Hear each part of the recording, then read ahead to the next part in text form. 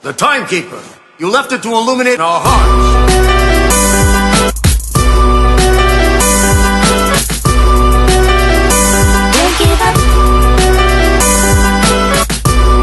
I'm just trying to live up. I don't wanna give up. I'm just trying to live up. I don't wanna give up. I'm just trying to live up. I'm sitting contemplating whether I wanna give up. I'm here concentrating on giving a fuck. They say to suck, seed I rather achieve. They want you to believe and take it slow, but I bring it to fruition. I make it grow, manifest destiny. That's all I know, but the test keeps testing me everywhere I go, and I'm trying to open sesame and break this fucking mold. Now this search for this recipe is eating on my soul, all my members and faculties. I'm trying to gain control. They say it's a process, we all gotta go through to get to higher self from low. But a soldier never knows his strength until he faces foe, and a mastermind never knows by being told. He traces DNA to the ages that were old. Beware of the spies and the lies that they sold. Align with your constitutional fold. Align with your constitutional fold. Align with your constitutional fold.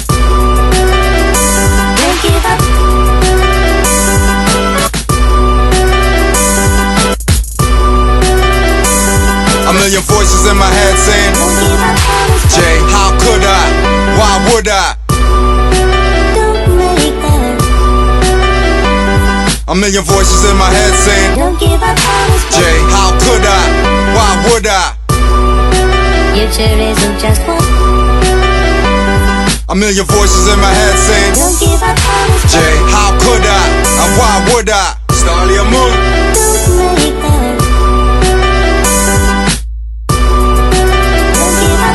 Sitting meditating on the quality of life. Here deliberating if I should stay in this fight. They say we don't read, put it in a book. They want us to concede. I never look, but I use my intuition. I'm never shook, they'll never get the best of me. That's all I know, wanna get next to me. Police Officer Lambie, again, can I ask you why you're following me around? Everywhere I go, trying to open dissect me. Hell fucking know I'm on my search for this remedy. Cure this common cold, all these senseless casualties who's there to console. They say it's a process, we all gotta go through to get to higher self from low. Weight on the shoulder, dense pain I couldn't show. It's hard to find and always know what is your role. He gave us our state more than silver and gold. Be clear of the signs and the times that they told. Align mind, body, spirit and soul. Align mind, body, spirit and soul. Align mind, body, spirit and soul.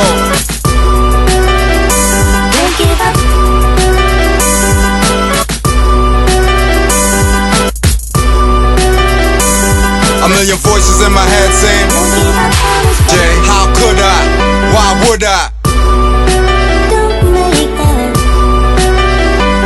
A million voices in my head saying, Jay, how could I? Why would I? Future isn't just one. A million voices in my head saying, Jay, how could I? And why would I? Who are you? Jay? He's back! The light giver! All hail Jay! All hail Jay! All hail Jay! All hail Jay! Oh, merciful one! Go back and reconcile your past in order to move tranquilly into your future. Give twice as much as ye receive on the most sacred of days. Wait! The commandments! The tablet! The tablet! The tablet! The tablet! The tablet! We have lived by its word, and peace has reigned throughout our world. Pass it on to others, so that they too may be enlightened. A million voices in my head saying, Jay, how could I? Why would I? Future isn't just one. Don't give up.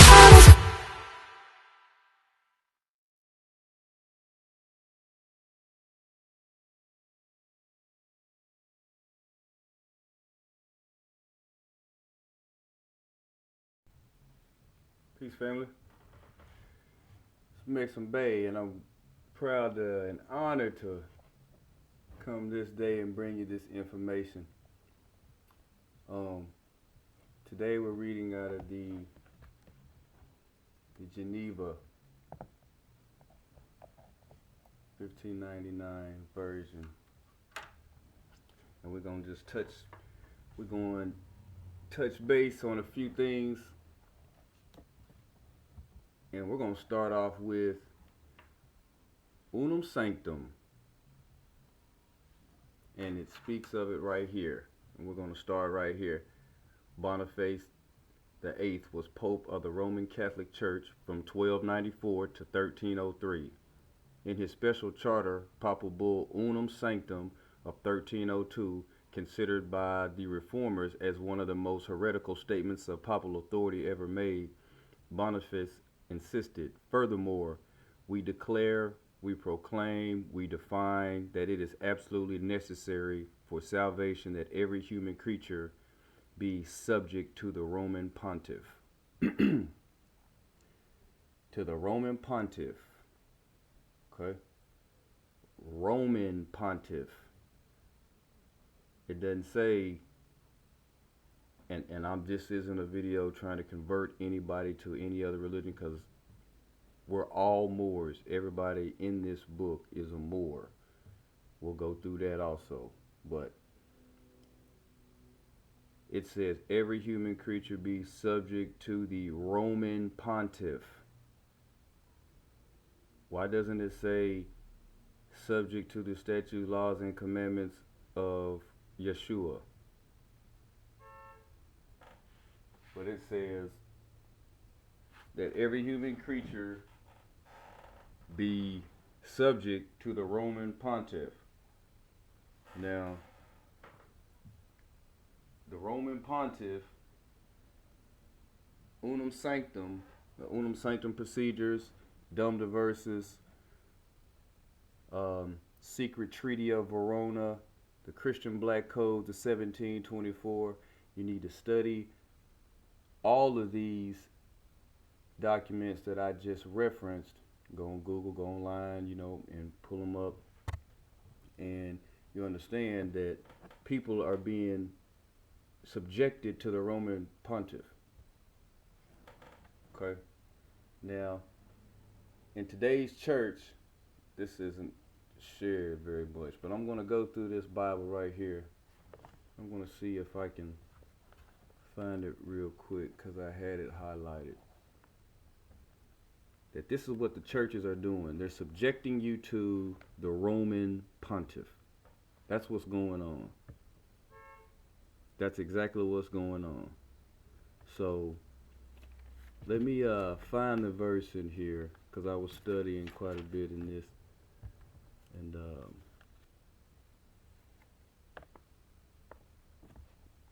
if I'm not mistaken, that might be. Is that, I think it is in.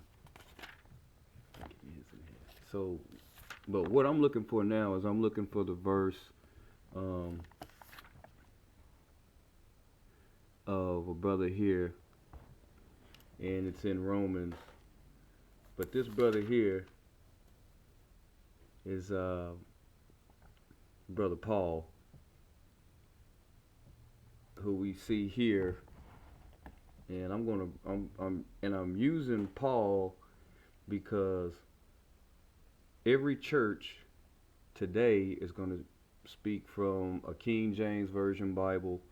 They're going to speak referencing this gentleman right here, Paul, a servant of Jesus Christ, called to be an apostle, put apart to preach the gospel of God. Okay, now this guy right here is the trickster. He is, and I know you're reading here, it says, but he's a servant of Jesus Christ called to be an apostle. He is self-appointed. He is not mentioned in Luke when the disciples right here were named. Alright? I'll show you this guy right here. He was not mentioned when the disciples were named. Look right here. This is Luke chapter 6, verse 13. And when it was day, he called his disciples. Of them he chose 12, which also he called apostles. Simon, whom his name also Peter, and Andrew his brother, James, and John, Philip, Bartholomew, Matthew, and Thomas, James the son of Alphaeus, and Simon called Zealous, Judas, James's brother, and Judas Iscariot, which also was the traitor. Right there. That's Luke chapter 6, verse 13 through 16. Now, we're going to go right here. Back to Romans chapter 1, verse 1. Paul, a servant of Jesus Christ, called to be an apostle, put apart to preach the gospel of God. I just read to you in Luke the 12 disciples, right? Okay, that's a faith. It's in here.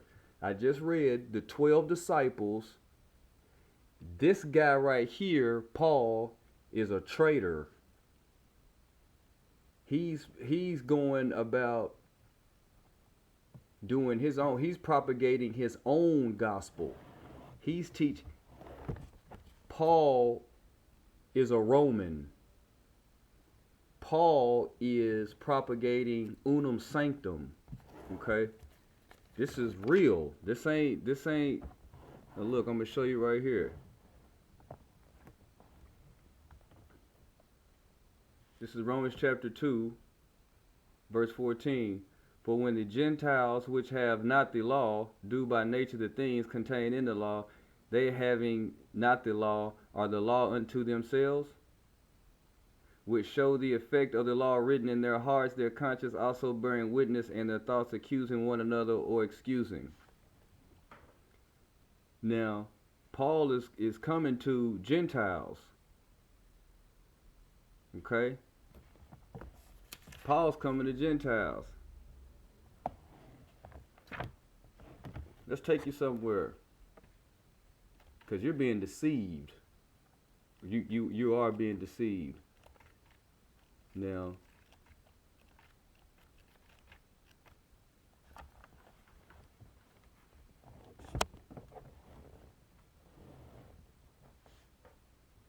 we're at Matthew chapter 10, verse 5.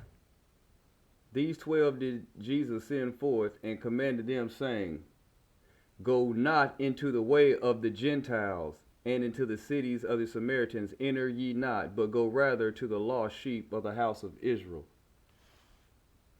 That's right there. You see that right there. Okay. So we have pastors and churches that are giving you the doctrine of Paul, which is Unum Sanctum. They're surrendering you to Unum Sanctum. Okay. You go to Colossians chapter 4, verse 11. You can see it right here. And Jesus, which is called justice, right there. Jesus means justice. Okay, so we're not, the pastor's telling you that a man's getting ready to fall off a cloud to save you, and that he's deceiving you. This is Paul. He's teaching you Paul's doctrine. Let me go again. Let me show you. This is I'm showing you what Paul is saying right now. Okay. Colossians chapter 2, verse 16. Colossians chapter 2, verse 16. Let no man therefore condemn you in meat and drink, or in respect of a holy day, or the new moon, or of the Sabbath days. Okay, let no man condemn you in meat. That's Paul saying that. That's Paul. That's what your pastors today are saying. Oh, you can do anything you want. You can eat pork. Oh, you can eat that catfish over there. That's good for you. It's all good. You can eat whatever you want to eat. It's all good. But then when you go to the law, and then it tells you what does the law say about that, about eating about eating pork. Deuteronomy chapter 14 verse 8. And also the swine, because he divided the hoof and cheweth not the cud, shall be unclean unto you. Ye shall not eat of their flesh, nor touch their dead carcass. That's Deuteronomy. That's the old law. Okay? This is the old law now. This is the law of Yeshua. This is the law that Moses brought. Okay? Now, I'm just showing you right now what your pastors are doing to you. Just showing you. Now let's go over here. We're going to go to Matthew. We're going to go to Matthew. And we're going to see what Yeshua said concerning the law.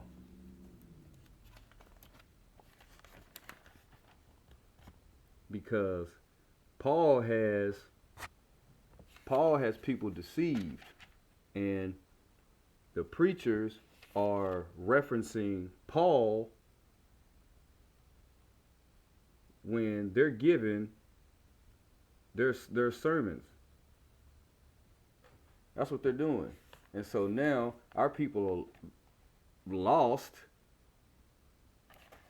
You're lost because you're following the pastor, and then the pastor says, "Oh yeah, it's okay. You're gonna pray over your food, and it's all good. You ain't got to, you don't have to worry about that. You can do whatever you want to do." But that's not what Yeshua said. That's not what Yeshua said at all. Yeah, just give me a second. I got my book kind of numbered up. 12. Yeah, but Yeshua didn't come to change the law. He didn't come to change the law at all. There it is right there. We're at Matthew chapter 5, verse 17. Think not that I come to destroy the law or the prophets. I am not come to destroy them, but to fulfill them. For truly I say unto you, till heaven and earth perish, one jot or one tittle of the law shall not escape till all things be fulfilled. That's what Yeshua said. Paul told you don't worry about that. So again, turn to, if you had a chance to look up Secret Treaty of Verona, it'll tell you right there what they're surrendering you to. They're surrendering you to the Roman Catholic Church.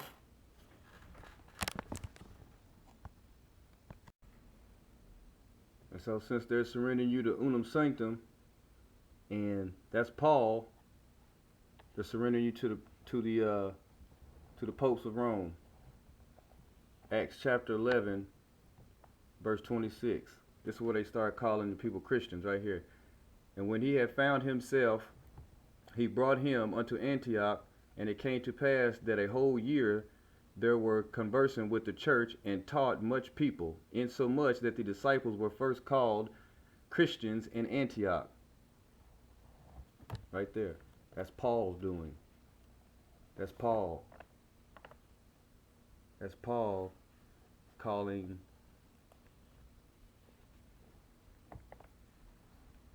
you Christian. Calling the brothers Christian. Check this out. This is the additional article, Treaty of Morocco. The back, additional article right here. Okay. Alright. I, the underwritten, the servant of God, Tahir bin Abdul Tanish, do certify that His Imperial Majesty, my master, whom God preserve, having concluded a treaty of peace and commerce with the United States of America, has ordered me the better to complete it, and in addition, of the 10th article of the treaty do declare that if any vessel belonging to the United States shall be in any of the ports of His Majesty's dominions or within gunshot of his forts, she shall be protected as much as possible. And no vessel whatever, either belonging to Moorish or Christian powers, with whom the United States may be at war, shall be permitted to follow or engage her, as we now deem the citizens of America our good friends. So, right there, we are looking at two different powers. Moorish, and that's not Moorish, that's not the Moorish, that's old, that's not even in the book. Let's go to the Bible. Go to the Bible. Go to the Bible. Jeremiah chapter 38, verse 7. Now when Edmelech, ye Blackmore, what? Go down here and see what that. Oh, okay, so Hebrew, Cushite, Ethiopian, that's all those are Moors. So we don't have to argue about who's a Moor, who's not a Moor. We don't have to argue about corporate fictions as nationalities. We don't even have to argue about that. Everybody in the Bible is a Moor. If you come from Noah, you're a Moor. Everybody. Period. I ain't even no, well, right? There ain't no discussion. There ain't no debate. Oh, that's the white man, boy. That's the white man. Get out of here. Crazy. And his so-called history starts in 1492. Crazy. Get out of here. Man, quit playing. Stop.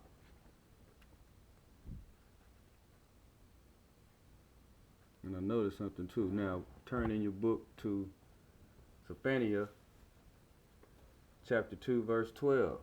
Right there again. Ye Morians also shall be slain by my sword with them. Right there. Ye Morians also shall be slain by my sword with them. Come on, man. It's not that. What? You thought it was a game? This is not a game. It's not a game at all. Yeah, that's Moorish temple. That's what that is. That's a Moorish temple. This is out the Bible for the naysayers. You put it in their face again. So nobody be confused about what time it is. No biggie. We can do that. We can do that. We can do it. No problem. No problem at all. So we're gonna put this on the record, keep it on the record. We're gonna keep it on the record. Where is it at?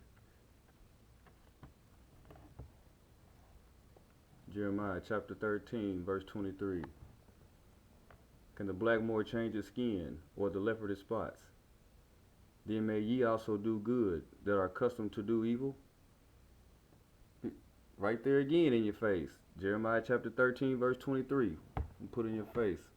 Let me go back to, what was this? What's this at?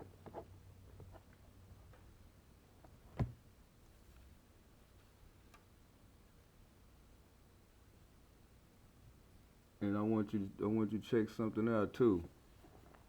Look at the similarities in the name of Edmelech. See it right there? Edmelech.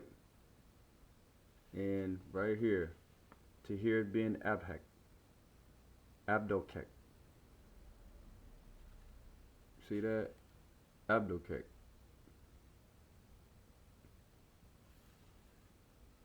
That's, come on, man. Y'all ain't playing. Who y'all playing games with? Y'all can't play games with. It's a wrap. It's a wrap. Y'all ain't playing games with nobody. Y'all ain't fooling nobody. We're not fooled anymore. It's not going down. It's over with. So that's on the record. downloaded treaties. Put this on the record.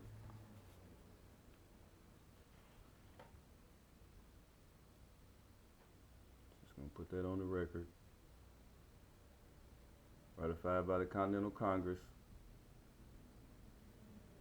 We'll put it on the record. What time it is.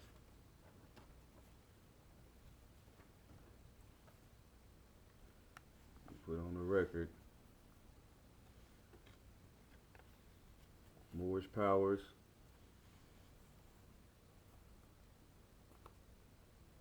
We'll put on the record.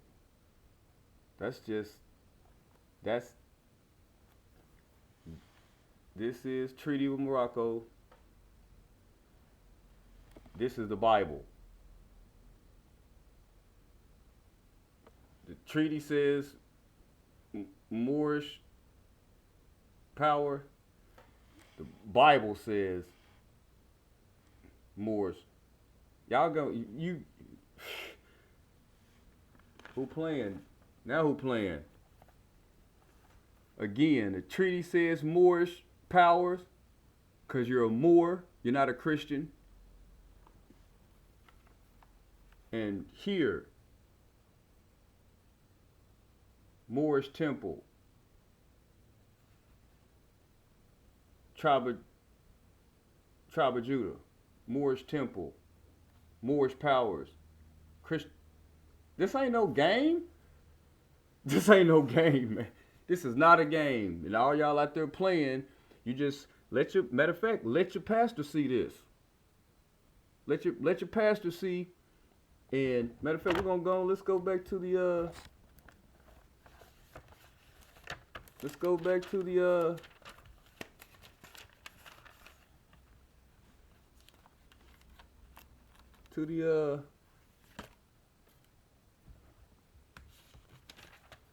front and check out what it says.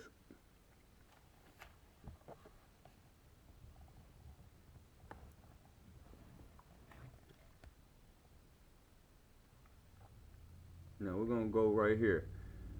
Queen Mary's vicious crusade drove approximately 800 English scholars to the continent, the Marian exile. Now I just showed you in Zephaniah chapter 2 verse 12, Morian. The only difference between those two words is the O and the A. The Marian exile. She was Queen Mary, yeah.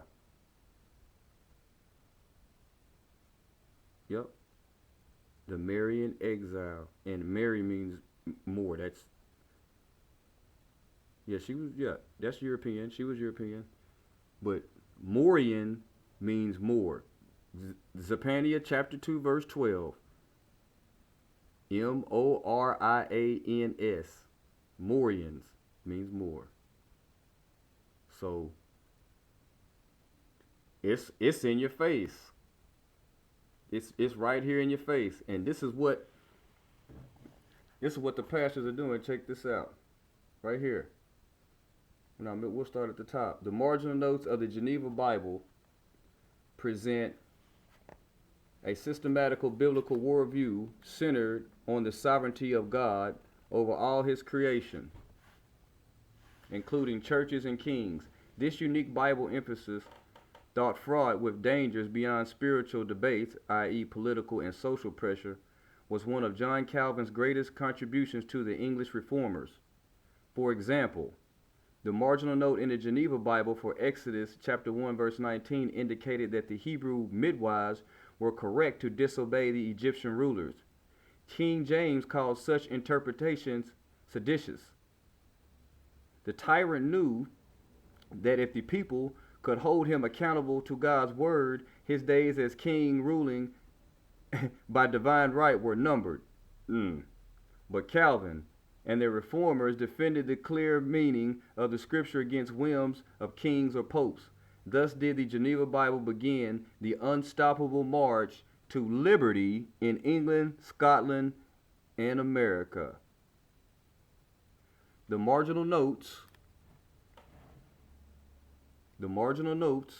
of the Geneva Bible also serve to liberate believers from the ignorance and heresy and tyranny of the Middle Ages. See, they don't want you knowing this. Well, let's skip down to the bottom and look what it says.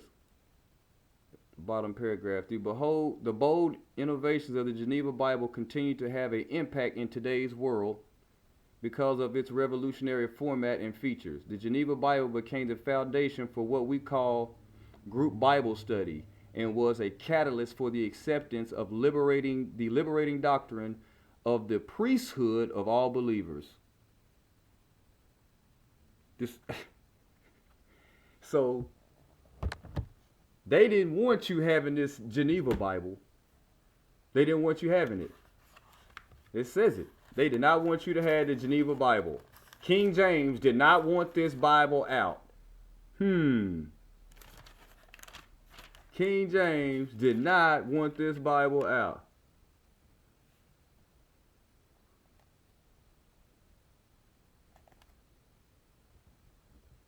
See, and this is what your pastor is doing. That's what they're doing right here. The Geneva Bible provincially was unleashed upon a dark, discouraged, downtrodden English-speaking world at a time when Christendom was in real danger of regressing to a form of Caesar worship. Y'all worshiping Jesus? Caesar, Borgia, Jesus, Caesar? That's what y'all having, seizures. They should be having seizures after looking at this one. Man, y'all get this work today. Let me get this work. So, the preachers today are following Paul. That's it. They're following Paul. That's what's going on. They are following Paul. That's exactly what's going on. Where is it at? I think it's 2 Corinthians. Let me see if I can find this verse real fast.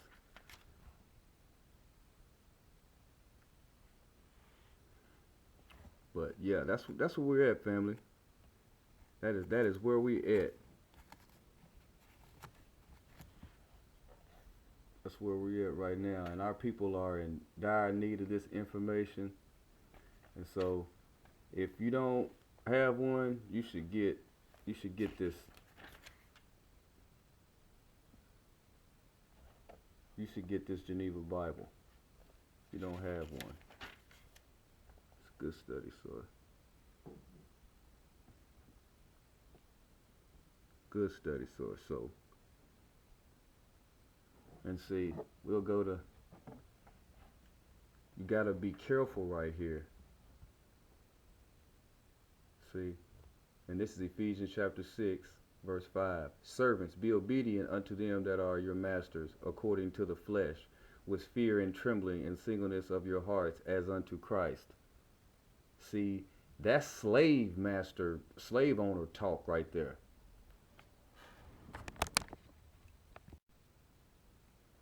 Yeah, that's slave owner talk.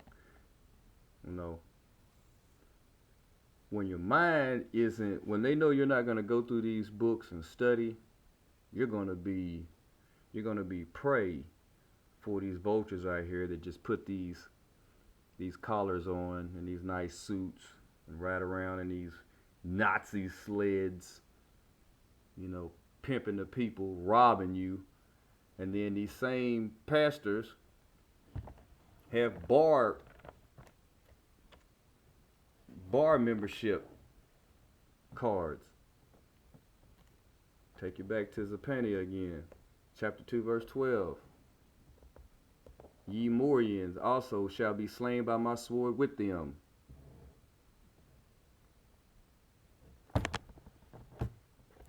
Let's do it like this. Hold on. We ain't gonna play. We're gonna put it in today. We ain't gonna play with you today. We're gonna look up this word. We're gonna look up this word right here.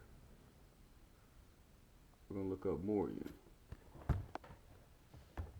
Look up Morian.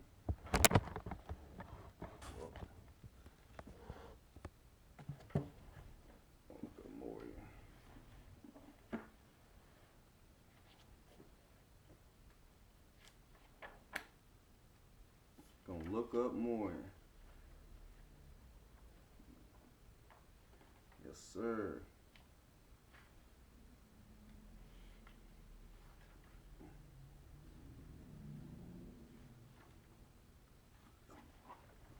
Let me see if I can slide it in without tearing nothing down.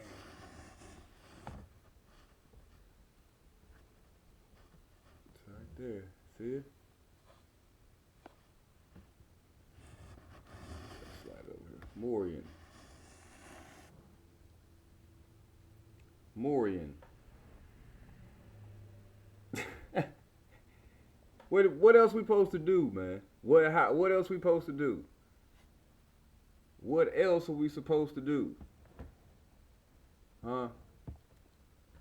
God. What else we supposed to do?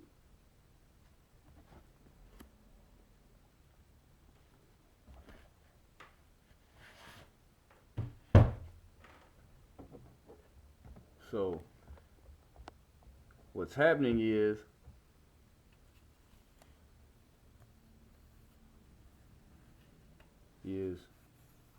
your history was stolen from you. They stole your birthright.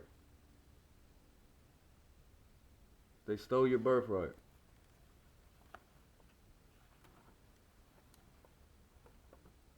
They stole your birthright. And now nobody knows what's going on. The pastors don't know. They just praying to Jesus. But let your pastor see this. Let your pastor see what a Morian is in the Bible. Then go look up Moor, and it'll say Negro or dark skin, but we ain't black. It'll say black or Moor, all that. He's not going to tell you. He's not going to teach you this in the pulpit. The reason why he's not going to teach you that, once again, don't forget, because with Moorish comes the Moorish temple. Honors to you, to the grand sheiks out there. Honors to the prophet, Noble Drew Ali. Honors to all you Moors out there, you good, active Moors. Honors to you, man. A lot of the times, y'all amaze me because y'all are humble. You get your, a lot of y'all can speak real fluently and, you know what I'm saying, without getting heated and stuff. That's a good thing, man. But,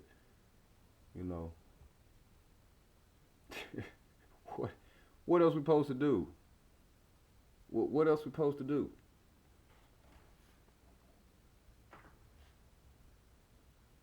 What else we supposed to do? And they trying to tell you that ain't you. Hold on. I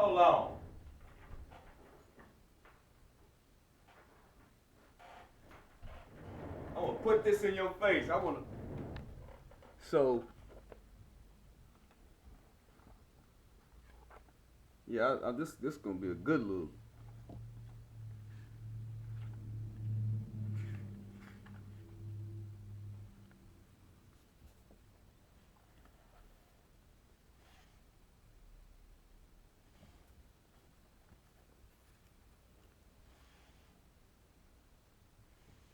Black or Moor?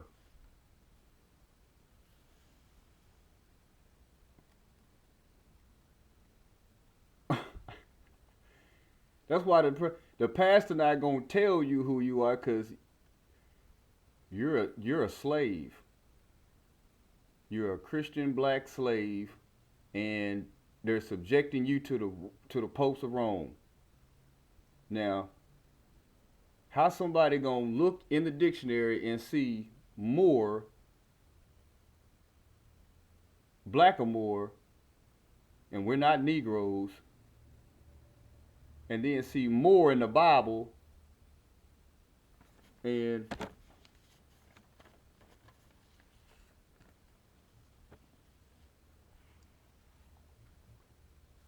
that's Yehuda. See right down there at the bottom, it says Moorish Temple. See that? That says Moorish Temple. And that's Moor right there in the dictionary. That says Moorish Temple and that says Moor. He not telling you the tribe. He not. See, because once you had this information, well, why you what you got to pay? What you put money in the poop? He can't get no money from you, cause you know who you are. I'm gonna get this word today. Go on, get it. Show your pastor. Put it in his face. Hey, say, hey, do you have a bar association members card? Are you a bar member? So-called practicing law? Ask them. You're a bar member. You're practicing law. What scripture is that? You're practicing law.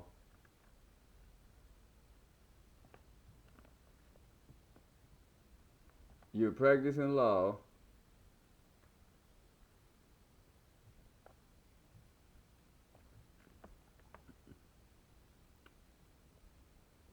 And the Bible says, Luke chapter 11, verse 52, woe be to you lawyers, for ye have taken away the key of knowledge. Ye hindered not in yourselves, and them that came forth ye forbade. See, they're not even on your team. Ask your pastor if he has a bar association.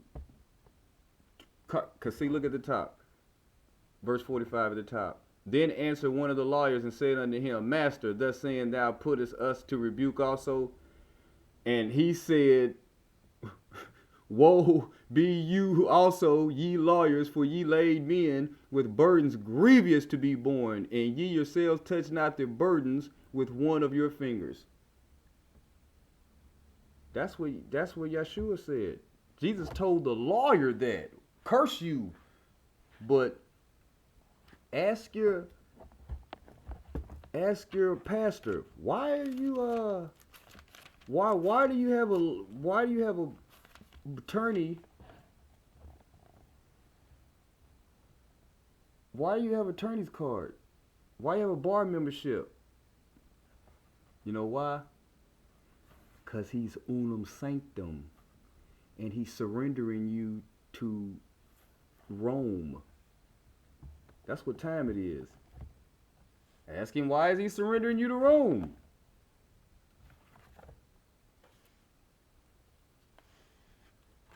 See? Ask him, why are you surrendering me to Rome? They surrender you to Rome. Remember? They surrender you to Rome with the Unum Sactum, subject to Rome, so you won't have your Moorish nationality. That's why. And they pimping you. Every deacon, pastor, first, second lady in the church, I don't care what position, title they got. They telling you to follow Paul and surrender yourself to Christianity. That is Unum Sanctum, and they're selling you. And this is your homeland. This is your homeland.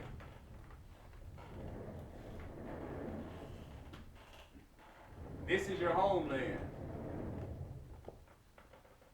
This is your homeland. Letter from George Washington to the Sultan of Morocco. This is your homeland. And George Washington acknowledges in it right here. I've got it highlighted. The encouragement which your majesty has been pleased generously to give to our commerce with your dominions. Your dominions.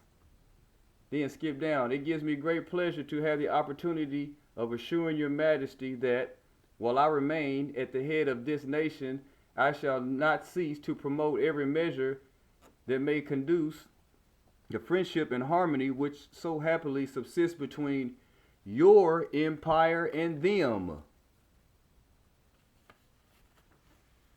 Your empire and them. Your empire and them. Remember now. Remember.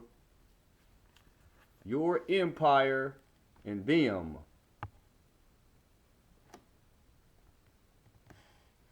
Your empire and them.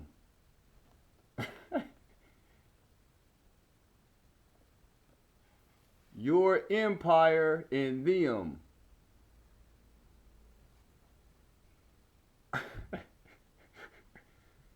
Them? Who is them? You. Shit, what you mean, who is them? Your empire and them.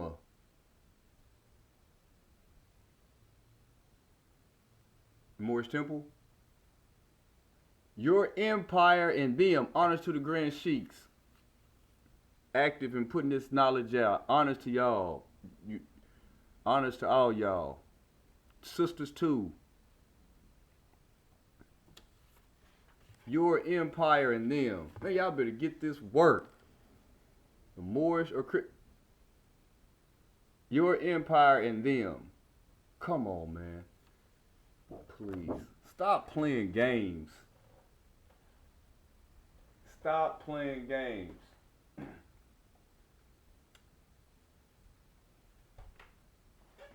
Let me see if I can dig this up real fast in this. I'm going to tell you what's going on. We'll run through this. Because this is what's going on right here. What's going on? You see, you got the cane. Moors all in here. Moors with the cane. Got. Check this out. Let me find this part in here, because this is some good work right here.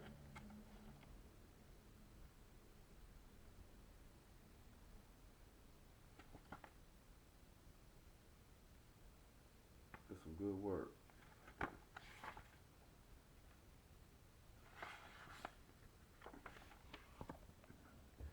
What's this say?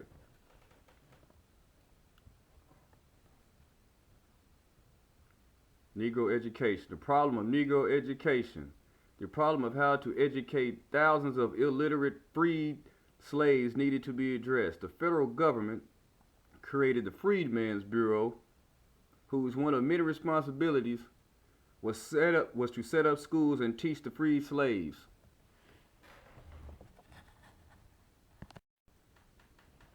Later, African American vocational schools like the Tuskegee Institute and the Hampton Institute and African American colleges like Howard University and Fisk University were established in 1873.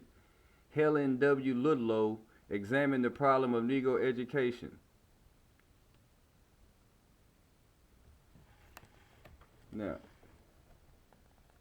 conditions in the Negro schools. The selection is from a report written about the condition in Negro schools. Check this out. Many of the Negro schools are maintained under great disadvantages and inconveniences.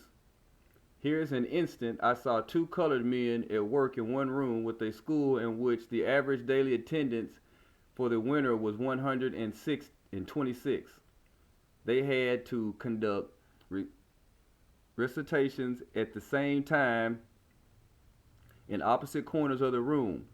The house was open and very cold. The teachers were obliged to furnish fuel and to provide desks, brooms,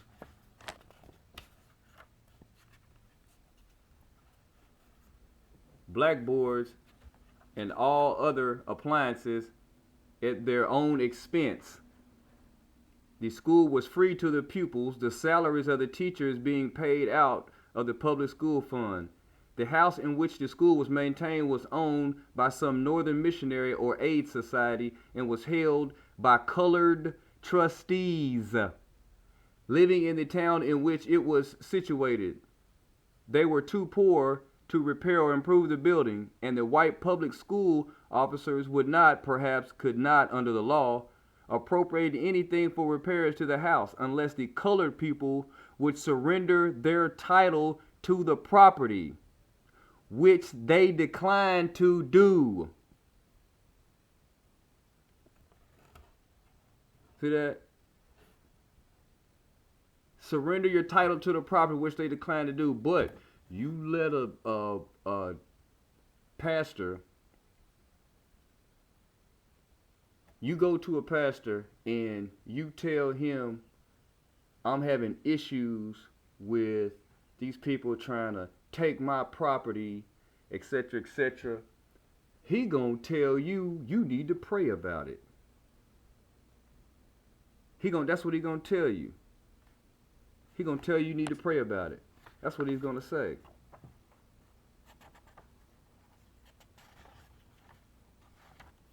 That's what he's gonna say. And then he's gonna say, well, what needs to happen is we need to be able to vote.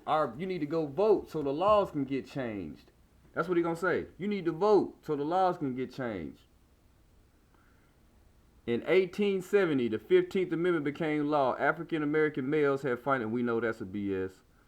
African American males have finally won the right to vote, but problems arose in the southern states over this law. Many felt that African Americans should not have been given the vote so soon after emancipation. Critics believe that since most African Americans were illiterate, they could not understand politics. There were also lingering tensions between ex-Confederates who were stripped of their voting rights and the new voters. Ex-Confederates stripped of their voting rights and new voters? Murder Lockett described dishonored voting practices that took place in the South in the following selections. Check this out, people. The Southern ballot box was the new toy of the ward of the nation. The vexation of housekeepers and farmers, the despair of statesmen, patriots, and honest men generally. Elections were preceded by political meetings, often incendiary in character, which all one's servants must attend. With election day, every voting precinct became a picnic ground, to say no worse. Negroes went to precincts overnight and camped out. Morning revealed reinforcements arriving. All sexes and ages came afoot, in carts, wagons, as to a fair or a circus. Old women set up tables and spread out ginger cakes and set forth buckets of lemonade. One famous campaign manager had all-night picnics in the woods with bonfires, barrels of liquor, darkies sitting around drinking, fiddling, playing the banjo, dancing. The instant polls opened, they were marched up and voted. The instant polls opened, they were marched up and voted. You know who did that, right? You know who did that? The ones who marched them up? Your preachers! Your preachers are the ones that marched them up.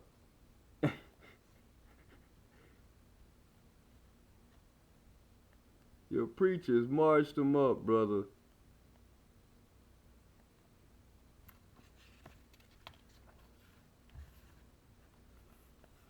Shouts out to Master Teacher Taj, Tariq Bey, Horace Greeley campaigns. Yeah, we know about Horace Greeley. Go West. Honors to Taj. In 1872, the liberal Republicans nominated Horace Greeley, a newspaper editor, to run as their presidential candidate. Greeley ran against President Grant, a Republican. During the campaign, Grant was blamed for the failure of Reconstruction. Carpetbaggers were also blamed and were an easy target for critics. In this excerpt from a speech given by Horace Greeley in 1871, Greeley attacked carpetbaggers. Okay. Let's read what Greeley said about carpetbaggers.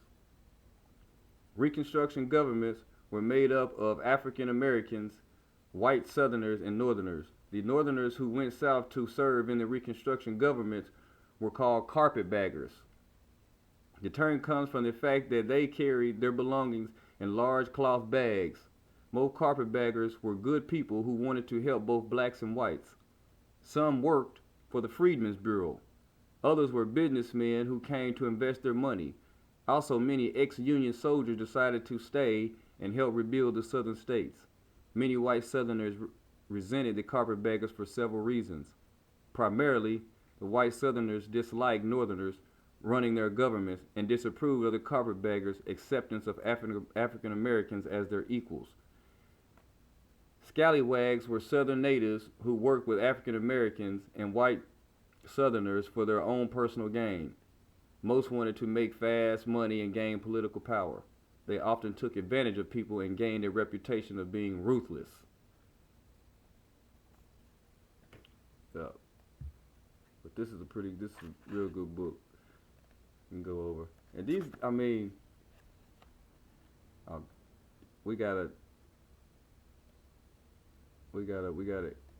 express it. Y'all can look that book up, but this is a pretty good little book. Reconstruction. It's a pretty good book. Check that out. Oh yeah, I want to show you on the back. Binding the Wounds. This anthology of the period of post-Civil War Reconstruction focused on the problems facing the freed slaves, carpetbaggers, presidential policy versus radical Republicans, social and economic problems in the South. Black codes, remember I said, the Christian black code, 1724, there it go. There it go right there. Black codes, the KKK, and the move for impeachment of Andrew Johnson. Primary sources include President Lincoln's 10% plan, a fascinating account from a former slave owner, a journal of a teacher working for the Freedmen's Bureau, a portion of Booker T. Washington's Stand Up from Slavery, congressional hearings about cases about the KKK, historic illustrations, and more. Amendments to the Constitution regarding slavery and civil rights are also discussed. This is what this book is on. So, yeah, the black codes is what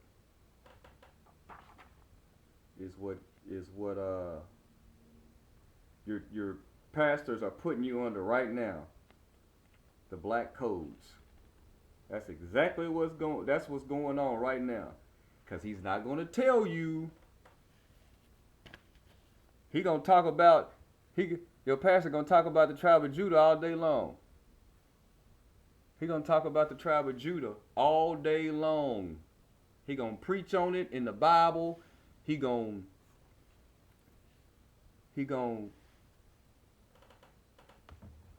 to have your head all in the sky. You know what I'm saying? He gonna have your head all in the sky. And all he gotta do is tell you more. That's it. All he's gotta do is tell you you're more. Exercise your birthright. You're in your own homeland. And get going. But see, what he did again, the modern reader,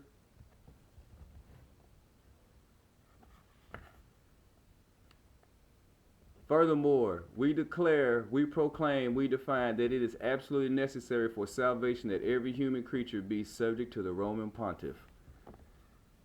Your pastor is selling you out. Your pastor's selling you out. Oh, don't worry about that Moorish stuff.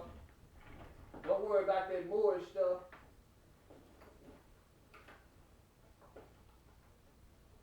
Don't worry about that Moorish stuff. Don't worry about that Moorish stuff. I'm gonna put on the record. Don't worry about that Moorish stuff. I laminated it. It's just that I said. Well,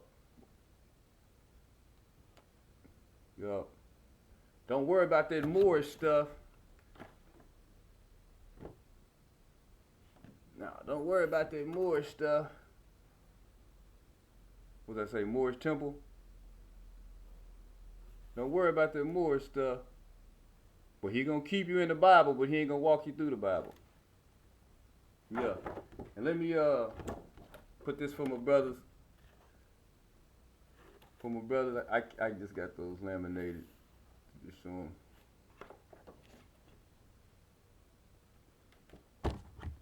Abraham, the land of Abraham, land of Abraham, land of Abraham.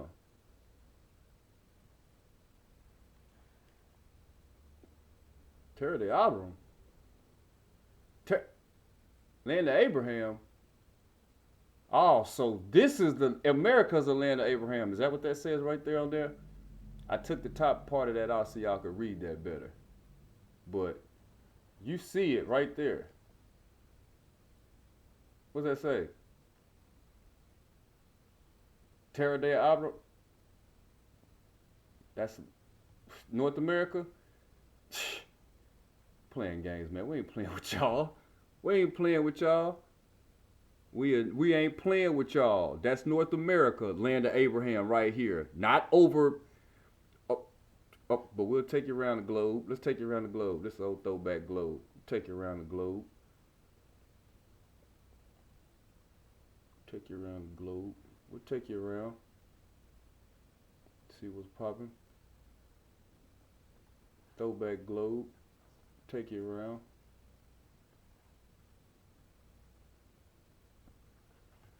Take you around. Well, yeah. Unum Sanctum. It's Unum Sanctum.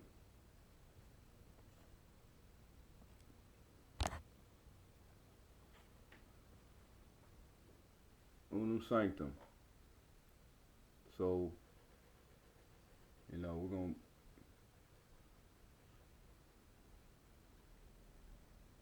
it's all good, you know. No sense in nobody being all upset about, you know, somebody having the upper hand on somebody. We ain't gonna play with people. We're just gonna give them the information, just showing. This is the land of Abraham. See that? I know y'all see that. Y'all know you probably, some might be like, what are you talking about? Right here. Terra de Abram. Land of Abraham. So we can quit playing games, quit arguing over petty, because everybody's a Moor in the Bible. Everybody. Everybody, you come from Noah, you're a Moor. Period. Honor to the prophet Noah Drew Ali. Everybody's a Moor in the Bible. Everybody. Everybody's a Moor in the Bible. So, we know at this time, we'll see, 1200, 1300s, 1599, this Bible 1599, you know, between 1100s and 1500s, we know what time it was, right? We know that it was the time the European getting his information, right? This the time the European was getting his information. I don't know if y'all can see that.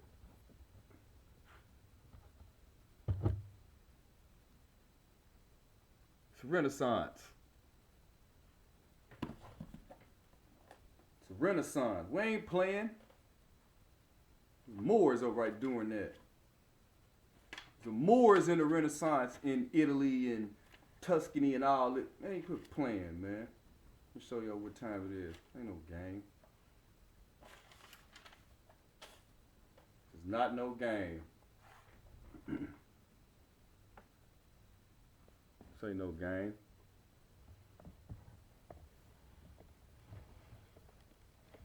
We're gonna go to page 115. Lorenzo the Magnificent. He ruled now with a milder hand than in his youth. He had just entered the 30s but men matured quickly in the hothouse of the Renaissance. He was not handsome. His large, flat nose overhung his upper lip and then turned outward curiously. His complexion was dark. His stern brow and heavy jaw belied the geniality of his spirit, the charm of his courtesy, the vivacity of his wit, the poetic sensitivity of his mind. Tall, broad-shouldered, and robust, he looked more like an athlete than a statesman, and indeed he was seldom surpassed in physical games. He carried himself with the moderate dignity indispensable to his station, but in private he made his many friends immediately forget his power and his wealth. Like his son, Leo X, or X, he enjoyed the subtlest art and simplest buffoons. He was a humorist with Pulci, a poet with Politian, a scholar with Landino, and philosopher with Vicino, a mystic with Pico, an aesthete with Botticelli, a magician with Squarcialupi, a revealer with the gayest in festival time. When my mind is disturbed with the tumults of public business, he wrote to Benicio, to my ears are stunned with the clamors of turbulent citizens. How could I support such contention unless I found relaxation in science?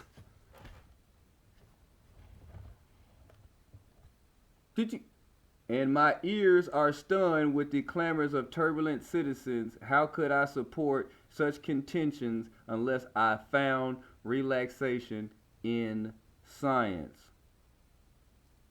By which he meant the pursuit of knowledge in all its forms. The pursuit of knowledge in all its forms. This the golden age. This the golden age. Watch this. This is the golden age. This is the golden age. Where is that at?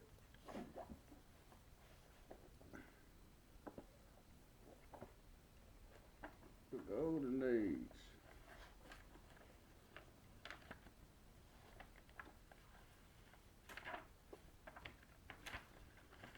Stick it together.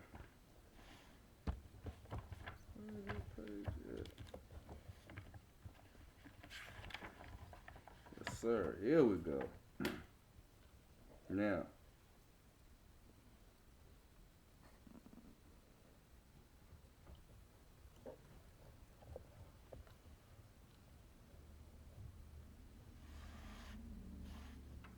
We're going to read it right here.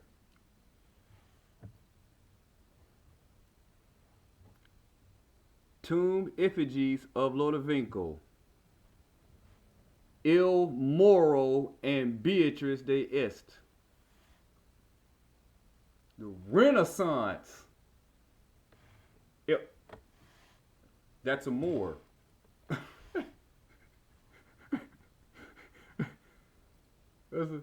So,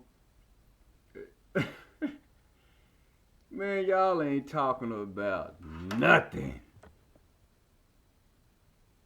Y'all ain't talking about nothing, man. And this is the Renaissance.